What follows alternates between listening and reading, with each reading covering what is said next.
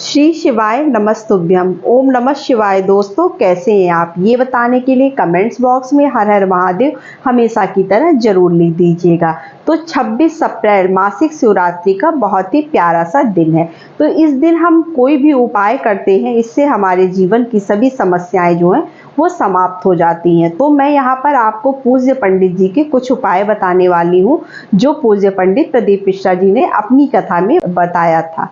तो साल में 2 शिवरात्रि ऐसी आती हैं जो बहुत खास होती हैं।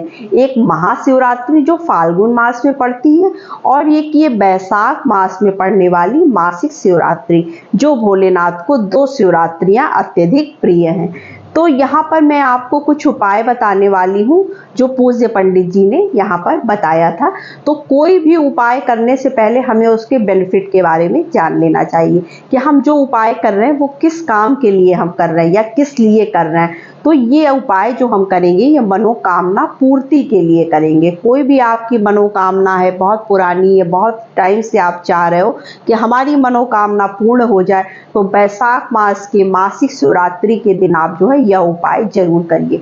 तो यहाँ पर हमें क्या क्या पहले तो सामग्री लेनी है। देखिए, यहाँ पर आपको गाय का दूध लेना है। गाय का दूध लेना है, कच्चा दूध लेना है, उबला हुआ दूध मत लीजिएगा, कच्चा दूध लेना है। और एक बेलपत्री लेनी है। बेलपत्री आप कटी पिटी ना लीजिए, बिल्कुल अच्छी बेलपत्री जो बिल्कुल सही हो, कहीं से कटी फिटी ना हो, कहीं से मतलब डंडी वगैरह उसकी गड़बड़ ना हो, बिल्कुल अच्छी बेलपत्री आपको ले लेनी है। अब हमें क्या करना है, जो हमने कच्चा दूध लिया है उसको आपको किसी पात्र में रखना है। तो आप तांबे के पात्र में कभी भी दूध ना रखिएगा, क्योंकि तांबे के, मैं हमेशा बताती हूँ कि तांबे के पात्र में अगर हम दूध को रखते हैं तो वो विष बन जाता है। जैसे बहुत लोग होते हैं ना कि तांबे के लोटे से जल चढ़ाते हैं तो उसके अंदर दूध भी डाल देते हैं। तो दूध को कभी भी हमें तांबे के बर्तन में नहीं रखना चाहिए। आप स्टील ले लीजिए, पीतल का बर्तन ले लीजिए, चांदी का ले लीजिए, लेकिन तांबे के बर्तन में आप जल चढ़ा सकते हैं लेकिन दूध नहीं चढ़ा सकते हैं। तो इसके लिए आपको या तो पीतल का लोटा ले लीजिएगा, अगर नहीं है तो आप कोई कटोरी या ग्लास भी ले सकते हैं, और एक बेलपत्री लेनी है। अब क्या करना है कि इस बेलपत्री को, जो आपने बेलपत्री ली है, उसको उस कटोरी या ग्लास जिसमें भी आपने दूध लिया है उसके अंदर डाल देना है बेलपत्री को। उसके बाद लेकर अपने पूरे घर में घूम लेना है, बाथरूम को छोड़कर। बाथरूम में नहीं घूमना है, बाकी पूरे घर के सभी कमरों में आप इसको लेकर घूम लीजिएगा। उसके बाद इसे लेकर आप शिवालय पर जाइएगा। भोलेनाथ के मंदिर पहुंचकर जो मुख की दिशा होगी वो उत्तर दिशा की तरफ होगी। अब हम क्या करेंगे, लोटे से बेलपत्ती, जिस भी बर्तन में हमने बेलपत्ती डाली है उस बेलपत्ती को निकाल लेंगे। बेलपत्री को जो है हम बाएं हाथ में पकड़ लेंगे।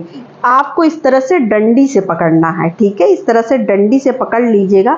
और उसके बाद जो दूध का जो आप बर्तन लेकर गए हैं, जैसे मान लीजिए आपने ग्लास लिया है, कटोरी ली है, लोटा लिया, जो भी लिया है, उसको जो है इस तरह से पत्ती को आप जो बेलपत्र है इस तरह से पकड़ लेंगे और उसके ऊपर दूध इस तरह से आप गिराते जाएंगे। मतलब कहने का है कि पत्ती के द्वारा दूध जो है हमें भोलेनाथ के शिवलिंग के ऊपर गिराना है। और किसका ध्यान करना है? कुंदकेश्वर महादेव का ध्यान करते हुए आपको बेलपत्ती से जो है दूध को इस तरह से भोलेनाथ का अभिषेक करना है।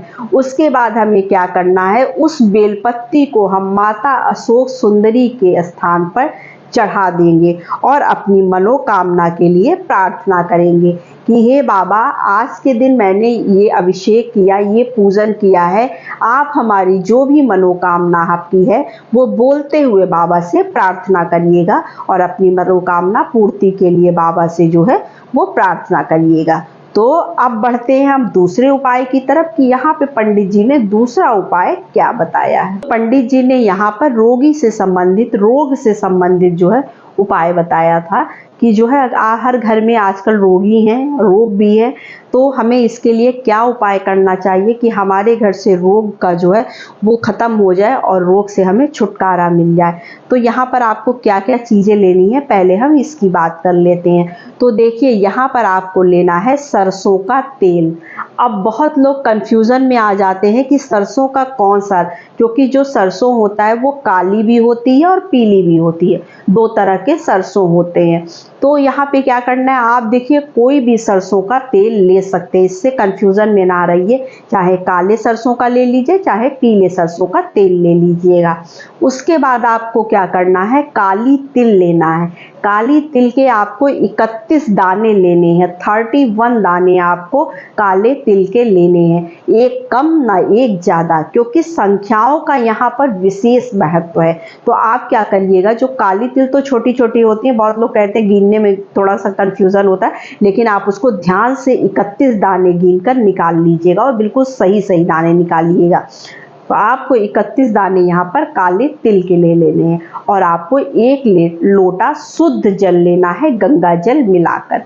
अब हमें क्या करना है, इससे पहले तो हम जो तेल लिए रहेंगे, जो हम कड़ू का तेल लेंगे, उसमें जो है काली तिल जो आपने 31 दाने लिए हैं उसको मिला लेंगे।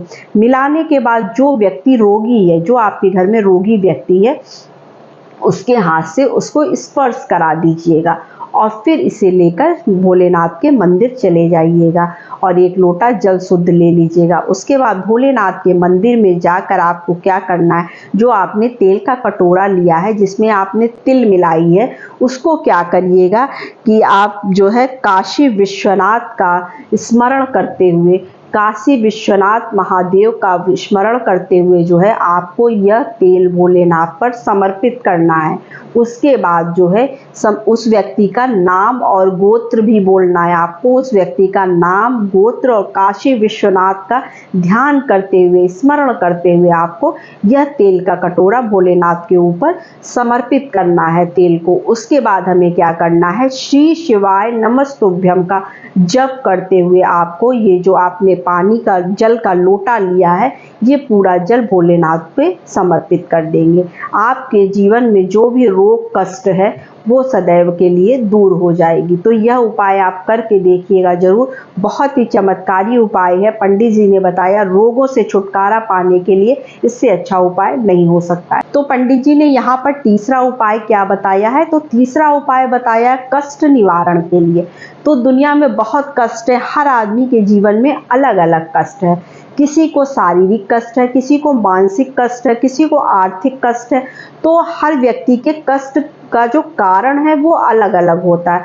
तो सभी कष्टों के लिए जो है उसके निवारण के लिए आप यह उपाय करिए। तो देखिए यहाँ पर आपको क्या करना है, 1 मिट्टी का दीपक लेना है। दीपक आप छोटा बड़ा कोई भी दिया ले सकते हैं, दिया लेना है, दीपक क्या दिया लेना है, खाली दिया। आप मिट्टी का दिया ले लीजिएगा, बड़ा या छोटा जैसा भी मिल जाए। उसके बाद क्या करना है, उसके अंदर आपको गंगा जल भर लेना है। बड़े दिए में है तो बड़े दिए में, छोटे दिए में है तो छोटे दिए में गंगा जल भर लीजिएगा। और 1 बेलपत्री ले लीजिएगा। बेलपत्री बिल्कुल सही साबुत लीजिएगा, टूटी फूटी कटी पिटी बेलपत्र ना लीजिएगा। और उसी दिए के अंदर हम जो है बेलपत्र को डुबो देंगे गंगा जल के साथ ही। उसके बाद हम क्या करेंगे, इसे लेकर पूरे घर में घूम लेंगे। पूरे घर में घूमने के बाद आपको इसे लेकर कहाँ पहुँचना है, भोलेनाथ के मंदिर में।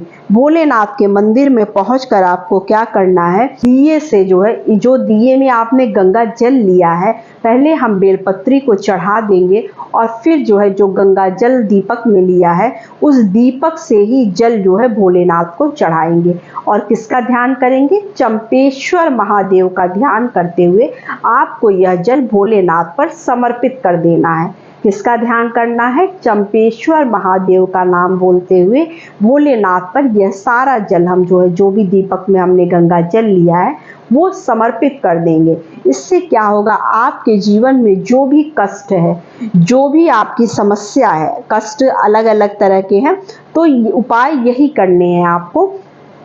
इसी उपाय से आपके सारे कष्टों का निवारण हो जाएगा। तो यह उपाय आप करके जरूर देखिएगा। अगर आप बहुत परेशान हैं किसी भी चीज़ को लेकर, आर्थिक रूप से, शारीरिक रूप से, मानसिक रूप से, तो आपको जो है इससे ज़रूर छुटकारा मिल जाएगा। तो बस यही छोटी सी वीडियो थी, छोटी सी जानकारी थी।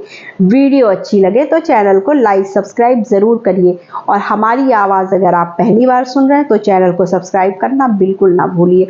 तो नमस्ते फ्रेंड्स, ओम नमः शिवाय, हर हर महादेव।